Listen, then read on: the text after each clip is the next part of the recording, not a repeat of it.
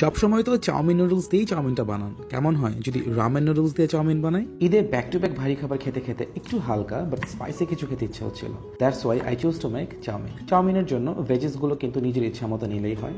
আমি এখানে ক্যাপসিকাম, বরবটি, বেবিকর্ন, গাজর আর টমেটো নিয়েছি। চাউমিনের জন্য একটা সস রেডি করে নিচ্ছি।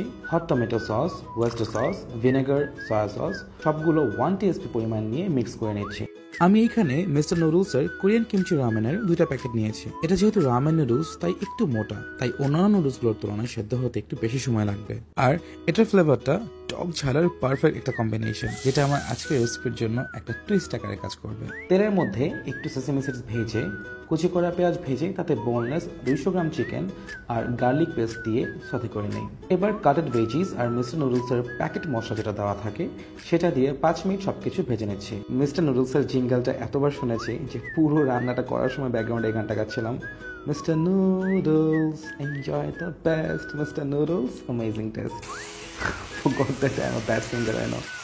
সার্ভ করার আগে একটু সেসামি সিডস দিয়ে গার্নিশ করলেই ready to eat the best chicken chowmein with Korean kimchi flavour. Try out the recipe at home and please let me know the feedback.